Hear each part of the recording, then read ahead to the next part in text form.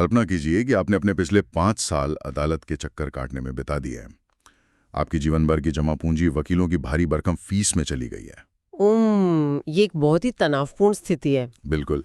और फिर एक दिन जज अपना हथौड़ा मारते हैं, फैसला सुनाया जाता है और आप केस हार जाते हैं। फिल्मों में तो आमतौर पर यही स्क्रीन काली हो जाती है और द एंड लिख कर आ जाता है। हाँ, लेकिन असल जिंदगी में कहानी वहां खत्म नहीं होती। वही तो, असल जिंदगी में आपका वकील आपकी तरफ मुड़ता है, अपने कोर्ट के बटन ठीक करता है और कहता है कि चिंता मत कीजिए, हम अपील करेंगे। आज के इस डीप डाइव में हम इसी एक वाक्य के पीछे की पूरी दुनिया को डिकोड करने वाले हैं। और इसके लिए हमारे पास आज स्रोतों का एक बहुत ही शानदार बंडल है। एकदम सही। हमारे पास कानूनी दस्तावेजों, भारतीय नागरिक सुरक्षा संहिता यानी BNSS के नए नियमों और सुप्रीम कोर्ट के उन ऐतिहासिक फैसलों का पूरा एक स्टैक है। ये सब मिलकर तय करते हैं कि अदालत का फैसला आने के बाद न्याय के गलियारों में असल में क्या होता है। और हमारे सुनने वालों को बता दूं कि हमारा मिशन आज ये है कि हम बिना किसी भारी कानूनी शब्दावली में उलझे इस पूरी जटिल व्यवस्था को समझें। तो आइए सीधे मुद्दे पर लाते हैं। मैं हमेशा से सोचता था कि अपील का मतलब होता है एक तरह का रीमैच। रीमैच मतलब एक नया खेल? हाँ, मतलब आप पहला मैच हार गए तो कोई बात नहीं, हम पुराने जज को हटाएंगे, एक नया और ज्यादा आक्रामक वकील लाएंगे, कोई ऐसा गवाह ढूंढेंगे जो पहले छुप गया था और पूरी कहानी को शून्य से दोबारा शुरू करेंगे। क्या मैं सही सोच रहा हूँ? ये एक बहुत ही दिलचस्प नजरिया है, लेकिन देखिए कानूनी दुनिया में ये एक बहुत बड़ी गलतफहमी है। अपील किसी भी तरह से कोई नया मैच या रीमैच नहीं है। अच्छा, तो फिर ये क्या है? हमारे स्रोतों में इसे समझाने के लिए एक बहुत ही शानदार उदाहरण दिया गया है।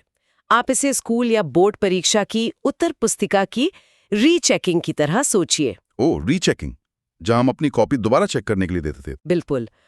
जब आप अपनी कॉपी रीचेकिंग के लिए डालते हैं तो क्या आपको परीक्षा हॉल में दोबारा बिठाकर नए सिरे से पेपर लिखने दिया जाता है? नहीं, वो तो सिर्फ ये देखते हैं कि कहीं कोई नंबर जोड़ने में गलती तो नहीं हुई। एकदम सटीक।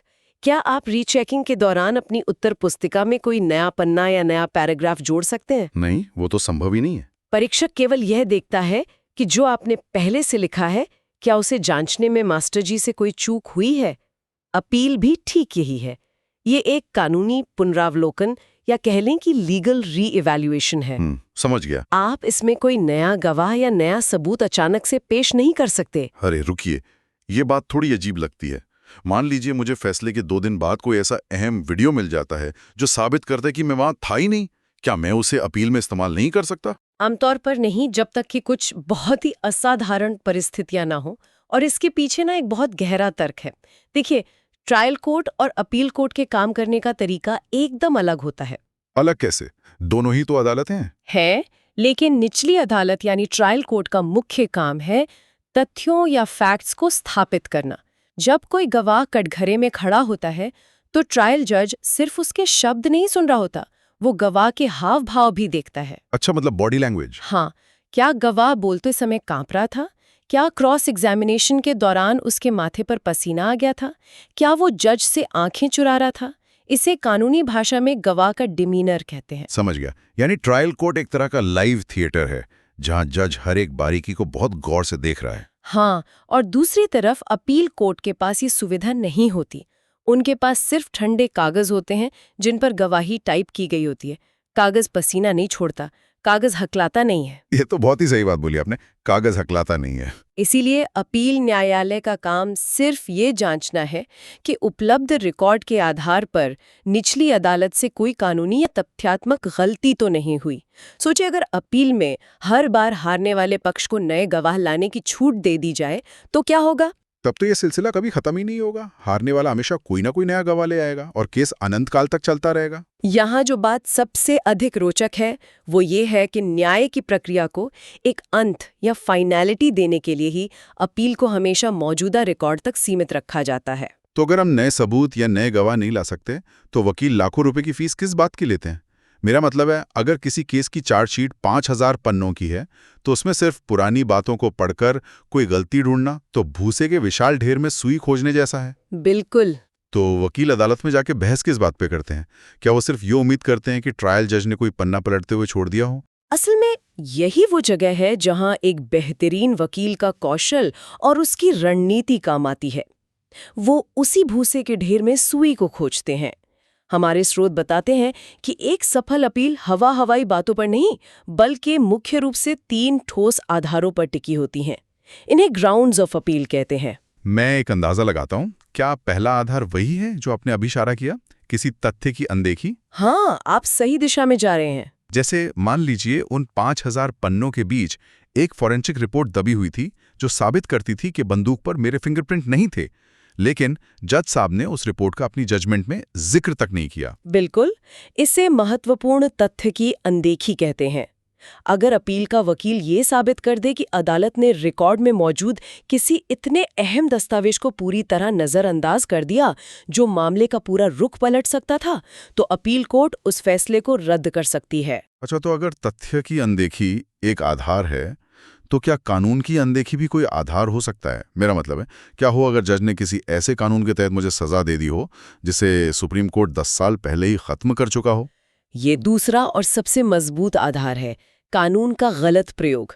कभी-कभी ट्रायल कोर्ट किसी ऐसी धारा में सजा सुना देती है जिसे सर्वोच्च न्यायालय असंवैधानिक या अमान्य घोषित कर चुका होता है। बाप रे, ऐसा भी होता है? हाँ, या फिर मान लीजिए किसी अपराध को साबित करने के लिए कानून में 4 शर्तें पूरी होना जरूरी है, लेकिन जज ने सिर्फ 2 शर्तें पूरी होने पर ही सजा सुना दी।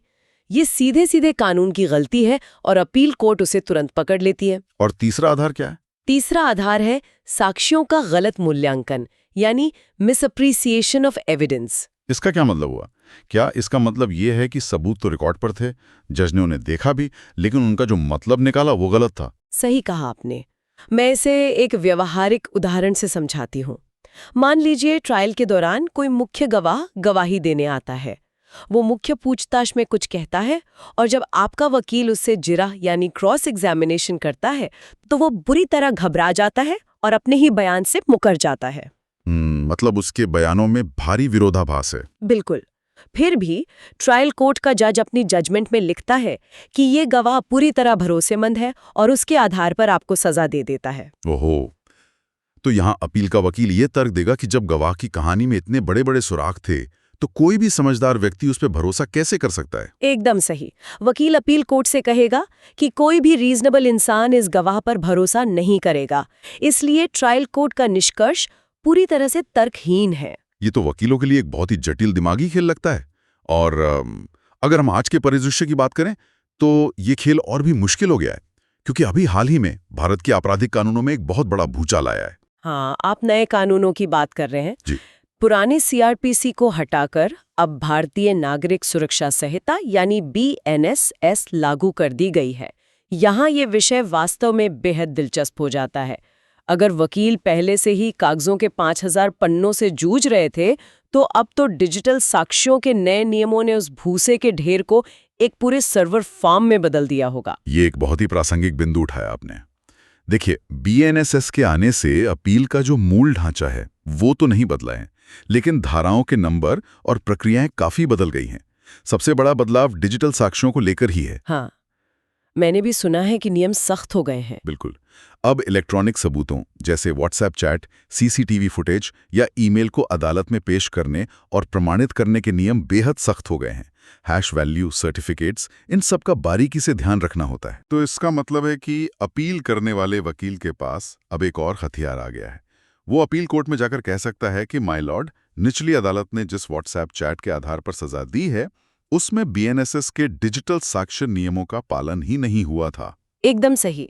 प्रक्रियात्मक चूक या प्रोसीजरल लैप्स अब अपील का एक बहुत बड़ा हिस्सा बनने वाली है। लेकिन यहाँ BNSS के तहत एक और बात समझनी जरूरी है। क्या बात है वो? हम अभी तक यही बात कर रहे हैं कि सजा पाने वाला व्यक्ति अपील करता है, लेकिन क्या आपको पता है कि अपील का अधिकार, जिसे कानूनी भाषा में स्टैट्यूटरी राइट कहते हैं, केवल आरोपी तक सीमित नहीं है। रुकिए, तो और कौन अपील कर सकता है? पीड़ित? पीड़ित तो कर ही सकता है, लेकिन राज्य यानी अभियोजन पक्ष या सरकार के पास भी अपील करने का एक बहुत मजबूत अधिकार होता है। राज्य किसी के दोषमुक्त होने या बरी होने के खिलाफ अपील कर सकता है। मुझे इस बात पर थोड़ी आपत्ति है। देखिए, राज्य के पास पुलिस है, अथाह पैसा है, पूरी मशीनरी है। अगर एक आम नागरिक उस विशाल राज्य तंत्र से लड़कर अपनी बेगुनाही साबित कर देता है और ट्रायल कोर्ट उसे बरी कर देता है, तो क्या उसे दोबारा ऊपरी अदालत में घसीटना उत्पीड़न नहीं है? ये सवाल अक्सर उठता है और ये जायज भी लगता है। क्या ये दोहरे खतरे जैसा नहीं है? देखिए, अगर हम इसे एक बहुत बड़े नजरिए से देखें तो कानून का मुख्य उद्देश्य सिर्फ एक व्यक्ति की स्वतंत्रता नहीं बल्कि पूरे समाज की सुरक्षा भी है। मान लीजिए कोई खूंखार अपराधी सिर्फ इसलिए ट्रायल कोर्ट से छूट गया क्योंकि पुलिस से चार्जशीट दाखिल करने में कोई तकनीकी चूक हो गई थी। या फिर ट्रायल जज से कानून समझने में कोई भारी भूल हो गई। बिल्कुल। तो वो अपराधी समाज में वापस आ जाएगा और खतरा बन जाएगा। हाँ, ये बात तो है। समाज की सुरक्षा राज्य की जिम्मेदारी है। इसीलिए कानून राज्य को ये अधिकार देता है कि अगर उसे लगता है कि कोई मुजरिम गलत तरीके से छूट गया है तो वो ऊपरी अदालत में उस फैसले को चुनौती दे सके। ये अधिकारों का एक संतुलन है। समझ गया। लेकिन चाहे आरोपी अपील करें या राज्य, ये सब यूं ही हवा में तो नहीं होता होगा। ऊपरी अदालत का दरवाजा खटखटाने के लिए कोई नियम या चेकलिस्ट तो होगी ही। बहुत ही सख्त चेकलिस्ट होती है। आप किसी भी सादे कागज पर लिखकर अपील नहीं कर सकते। सबसे अनिवार्य चीज है निर्णय की प्रमाणित प्रति या सर्टिफाइड कॉपी। मतलब अदालत की मोहर लगी हुई कॉपी? जी हाँ। जब तक आपके पास निचली अदालत के फैसले की मोहर लगी हुई आधिकारिक कॉपी नहीं है, अपील कोर्ट आपकी बात सुनेगी भी नहीं। और इसके बाद जो सबसे बड़ा रोड़ा आता है वो है समय सीमा, जिसे लिमिटेशन पीरियड कहते हैं। समय सीमा। स्रोतों के अनुसार सिविल केस में ये आमतौर पर 30 दिन होती है और क्रिमिनल केस में राज्य और केस की प्रकृति के अनुसार ये 60 से 90 दिन तक हो सकती है। सही आंकड़ा है। लेकिन यहाँ मेरा एक खास सवाल है। मान लीजिए मेरे पास जजमेंट की सर्टिफाइड कॉपी है, लेकिन जिस दिन मुझे अपील फाइल करनी थी मैं एक गंभीर कार एक्सीडेंट का शिकार हो गया और 2 महीने कोमा में रहा। ये तो बहुत ही दुर्भाग्यपूर्ण स्थिति होगी। हाँ, और जब मैं उठा तो 90 दिन की समय सीमा पार हो चुकी थी। तो क्या कानून सिर्फ एक मशीन की तरह है जो केवल घड़ी देखता है? क्या मेरे लिए न्याय के दरवाजे हमेशा के लिए बंद हो जाएंगे? अगर कानून सिर्फ घड़ी के हिसाब से चलता तो वो न्याय नहीं मशीन बन जाता। और यहीं पर हमारे कानूनी ढांचे में लिमिटेशन एक्ट की धारा 5 की एंट्री होती है। इसे कानूनी भाषा में कंडोनेशन ऑफ डिले या देरी की माफी कहा जाता है। अच्छा, तो मैं अदालत में जाकर बस ये कह सकता हूँ कि माफ कीजिएगा, मुझे देर हो गई, और जज साहब मेरी अपील स्वीकार कर लेंगे? काश ये इतना आसान होता। आपको अदालत के सामने ये साबित करना होता है कि देरी के पीछे एक पर्याप्त कारण या सफिशिएंट कॉज था। जैसे मेरा कोमा में जाने वाला उदाहरण? बिल्कुल, वो एक वास्तविक और मानवीय मजबूरी है। लेकिन अगर आप कहें कि मैं तो छुट्टी मनाने मालदीव्स चला गया था और अपील करना भूल गया, तो अदालत इसे घोर लापरवाही मानेगी और आपकी अपील वही खारिज हो जाएगी। लापरवाही के कानून में कोई माफी नहीं है। लेकिन ये पर्याप्त कारण कौन तय करता है? क्योंकि एक जज को जो कारण पर्याप्त लग सकता है, दूसरे को शायद बहाना लगे। ये एक बहुत ही शानदार सवाल है और इसी उलझन को सुलझाने के लिए हमारे स्रोतों में सुप्रीम कोर्ट के कुछ बहुत ही ऐतिहासिक फैसले दिए गए हैं। इनमें से सबसे दिलचस्प कहानी है 1987 के एक केस की। कलेक्टर अनंतनाग बनाम मस्क खतीजी। इस केस में ऐसा क्या खास हुआ था? इस केस में खुद राज्य सरकार अपील करने में कुछ दिनों की देरी कर बैठी थी। विरोधी पक्ष ने कहा कि नियम तो नियम है, सरकार को भी कोई छूट नहीं मिलनी चाहिए। बात तो सही है। कॉज की हो तो अदालतों को बहुत ही उदार होना चाहिए। अदालत का दृष्टिकोण न्याय उन्मुख होना चाहिए। यानी अदालत का काम तकनीकी खामियों पर लोगों को बाहर निकालना नहीं, बल्कि मामले की जड़ में जाकर न्याय करना है। बिल्कुल। सुप्रीम कोर्ट ने कहा कि किसी की अपील को सिर्फ तकनीकी देरी के आधार पर खारिज कर देना न्याय की हत्या करने जैसा हो सकता है। एक और बहुत ही दिलचस्प केस है 1957 का गरिकापति वीराया केस। ये केस अपील के पूरे दर्शन को बदल कर रख देता है। वो कैसे? इस केस में सुप्रीम कोर्ट ने स्पष्ट किया कि अपील अदालत का कोई एहसान या खैरात नहीं है, ये एक निहित अधिकार या वेस्टेड राइट है। निहित अधिकार, इसका क्या मतलब है? अगर मुझे ट्रायल के अंत में पता चलता है कि मैं हार गया हूं, तो मेरा अधिकार तो तब शुरू होना चाहिए ना? यही तो इस फैसले की सबसे बड़ी बात थी। सुप्रीम कोर्ट ने कहा कि जिस दिन आप अदालत में अपना मुकदमा दायर करते हैं, जिस क्षण ट्रायल शुरू होता है, उसी क्षण आपके हाथ में ऊपरी अदालत में जाने का एक अदृश्य टिकट आ जाता है। ये अधिकार आपको तभी मिल जाता है। अरे वाह, ये तो बहुत ही शक्तिशाली विचार है। लेकिन एक मिनट। हाँ, बताइए। अगर अपील मेरा जन्मसिद्ध अधिकार है जो पहले दिन से मेरे पास है, और अगर मैं लेट हो जाऊं तो अदालतें भी मेरी देरी को माफ करने के लिए तैयार हैं। तो फिर क्या मैं हर छोटे मोटे झगड़े को खींचकर सुप्रीम कोर्ट तक ले जा सकता हूं? ये सवाल लाजमी है। इस हिसाब से तो हमारी अदालतों पर मुकदमों का अंतहीन बोझ पड़ जाएगा। ये डर बिल्कुल जायज है और इस डर को दूर करने के लिए ही हमारी न्यायिक व्यवस्था में एक फिल्टर लगाया गया है। आप अदालत के सिस्टम को एक कीप या फनल की तरह सोचिए। जैसे जैसे आप न्याय के सर्वोच्च स्तर की तरफ बढ़ते हैं, फनल का रास्ता बहुत संकरा होता जाता है। तो ये फनल काम कैसे करता है? क्या ऊपरी अदालतें केस लेने से मना कर देती है? एक तरह से हाँ। देखिए, जब निचली अदालत के बाद आप पहली बार अपील करते हैं, जिसे सिविल मामलों में फर्स्ट अपील कहते हैं, तो वहाँ फनल काफी चौड़ा होता है। आप वहाँ तथ्यों और कानून दोनों पर फिर से भरपूर बहस कर सकते हैं। मतलब मैं कह सकता हूँ कि गवाह झूठा था या जज ने कानून गलत लगाया। हाँ, लेकिन जब आप हारने के बाद एक और कदम ऊपर यानी हाई कोर्ट जाते हैं, तब मैं सेकंड अपील में होता हूँ। बिल्कुल, यहाँ फनल एकदम संकरा हो जाता है। हमारे स्रोत दूधनाथ पांडे और संतोष हजारी जैसे महत्वपूर्ण केसों का हवाला देते हैं। इन मामलों में सुप्रीम कोर्ट ने एक लक्ष्मण रेखा खींच दी है। उन्होंने कहा कि हाईकोर्ट सेकंड अपील में तथ्यों को दोबारा नहीं आंक सकता। मतलब मैं हाईकोर्ट जाकर ये नहीं कह सकता कि माय लॉर्ड, वो 5000 पन्नों की चार्जशीट में उस गवाह की बात दोबारा पढ़ लीजिए। बिल्कुल नहीं।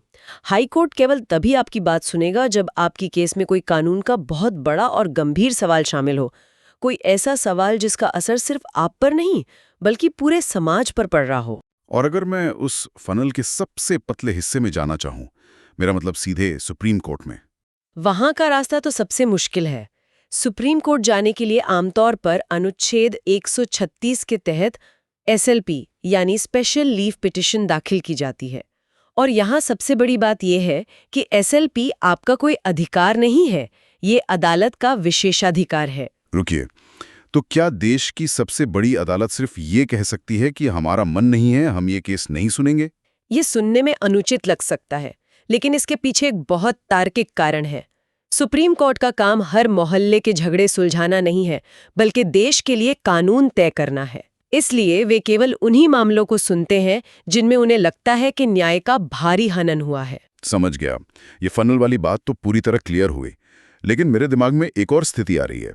मान लीजिए निचली अदालत ने कोई ऐसा आदेश पारित कर दिया है जिसके खिलाफ कानून में अपील करने की अनुमति ही नहीं है। ऐसा भी होता है कई बार। हाँ, क्योंकि स्रोत में भी साफ लिखा है कि हर आदेश अपील योग्य नहीं होता। तो ऐसे में क्या होगा? क्या न्याय का रास्ता पूरी तरह बंद हो गया? देखिए, जब मुख्य दरवाजा बंद होता है, तब न्याय के घर में एक रोशनदान काम आता है, और उस रोशनदान का नाम है रिवीजन। जब अपील का सीधा रास्ता उपलब्ध न हो, तब रिवीजन का सहारा लिया जाता है। तो क्या ये रिवीजन अपील का ही एक कमजोर वर्जन है? एक तरह का डायट अपील कह लें इसे। इसे डायट अपील कहना गलत होगा।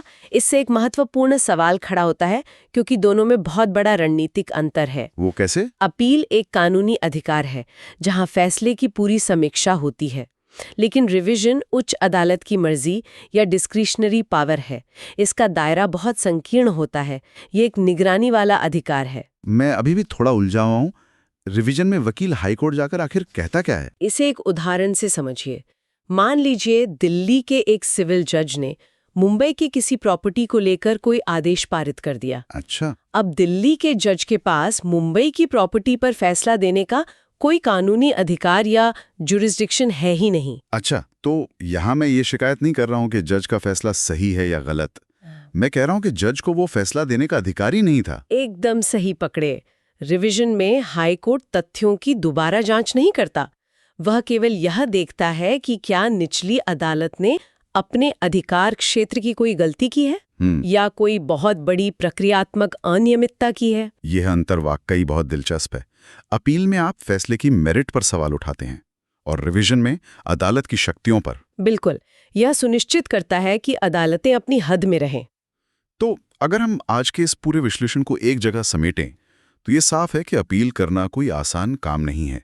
यह असल में एक सर्जिकल प्रक्रिया है। हाँ, जहां पुरानी कहानी को नए रणनीतिक दृष्टिकोण के साथ पेश किया जाता है। बिल्कुल, जहां एक वकील को पुराने रिकॉर्ड खंगालने होते हैं, BNSS के नए डिजिटल नियमों से निपटना होता है और ठोस कानूनी आधार तैयार करना होता है। ये पूरी व्यवस्था व्यक्तिगत न्याय पाने और अदालतों पर मुकदमों के बोझ के बीच का एक बेहद नाजुक संतुलन है। और यही संतुलन हमारी न्यायपालिका की रीढ़ है। सही कहा। लेकिन इस पूरी चर्चा के बाद मेरे दिमाग में एक ख्याल आ रहा है। आप जरा इस पे विचार कीजिएगा। आज हमने देखा कि अपील की प्रक्रिया में कागजों के पहाड़ों के बीच एक बारीक विरोधाभास ढूंढना होता है, जी। और बीएनएसएस के तहत डिजिटल डेटा भी इस पहाड़ को और बड़ा कर रहा है। आज के दौर में जहां आर्टिफिशियल इंटेलिजेंस यानी एआई इतनी तेजी से विकसित हो रहा है, क्या आपको लगता है कि भविष्य में कोई उन्नत एआई एक अपील जज या वकील की तरह सेकंडों में उन मानवीय त्रुटियों को पकड़ पाएगा? ये तो सोचने वाली बात है। है ना? सोचिए, जो काम करने में एक इंसानी वकील को महीनों लगते हैं, वो काम एक एआई कुछ सेकंडों में कर सकता है।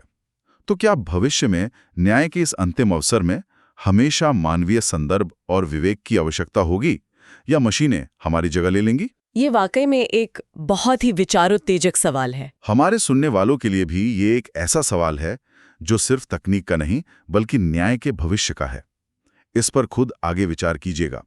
आज के इस गहन विश्लेषण में हमारे साथ जुड़ने के लिए धन्यवाद। सीखते रहिए और सवाल पूछते रहिए।